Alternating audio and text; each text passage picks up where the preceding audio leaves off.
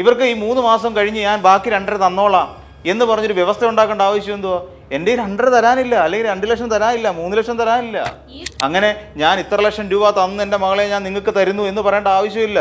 എൻ്റെ കയ്യിൽ ഒന്നുമില്ല. എൻ്റെ കയ്യിൽ ഞാനിപ്പോൾ നിൽപ്പെന്ന് വെച്ചാൽ എൻ്റെ കയ്യിൽ 1000 രൂപയേ ഉള്ളൂ. എൻ്റെ കയ്യിൽ അതേ ഉള്ളൂ. എൻ്റെ കുഞ്ഞിനെ നീ വേണേ കെട്ടിയാൽ മതിയാ പോയി. എൻ്റെ മോള് എനിക്ക് ഭാരമല്ല എന്ന് പറയാൻ ഒരു തന്തയും തള്ളയും തയ്യാറാവണം, തൻ്റെ ഇടം കാണിക്കണം. കെട്ടിച്ചു വിടുക മാത്രമല്ല, കെട്ടിച്ചു വിട്ട് കഴിഞ്ഞാൽ കഴിഞ്ഞു. പിന്നെ ആ പെൺകുട്ടിയുടെ ഒരു കാര്യങ്ങളും അന്വേഷിക്കുന്നില്ല, ഒന്നുമില്ല. ഇപ്പം ഒരു കാര്യങ്ങളും അന്വേഷിക്കുന്നില്ല. എന്തൊക്കെ അവസ്ഥകളാണ് അവിടെ ഫേസ് ചെയ്യുന്നതെന്ന് ഞാൻ എല്ലാവരെയും അങ്ങനെ അടച്ചാക്ഷേപിക്കുകയല്ല, മനസ്സിലാക്കുന്ന പേരൻസ് ഉണ്ടാവും. പക്ഷേ ഭൂരിഭാഗം അങ്ങനെ ഉണ്ടായിരുന്നെങ്കിൽ ഇങ്ങനെയുള്ള കൊലപാതകങ്ങളും ഇങ്ങനെയുള്ള മരണങ്ങളും ആത്മഹത്യകളും നടക്കില്ലായിരുന്നു. നമ്മൾ ബോധേടാണ് ഭയങ്കരമായിട്ട്. എൻ്റെ കുഞ്ഞിന് കോടിക്കണക്കിന് രൂപ ഉണ്ടാക്കി വെച്ചിട്ട് എൻ്റെ കുഞ്ഞിനെ വേറൊരുത്തിനെ കെട്ടിച്ചു കൊടുക്കാൻ വേണ്ടിയിട്ടാണ്.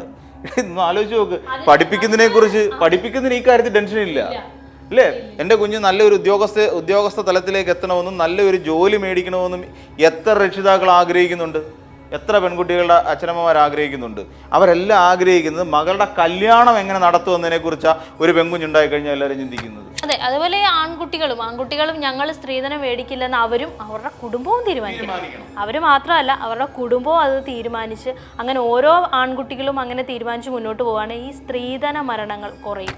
ഈ വ്യവസ്ഥ ഉണ്ടാക്കിയപ്പോൾ എന്തുകൊണ്ട് ഈ വീട്ടുകാർ പരാതിയായിട്ട് പോയില്ല? ഇപ്പൊ ആ കുട്ടി മരിച്ചു കഴിഞ്ഞപ്പോ പരാതിയായിട്ട് പോയിട്ട് കാര്യമുണ്ട്.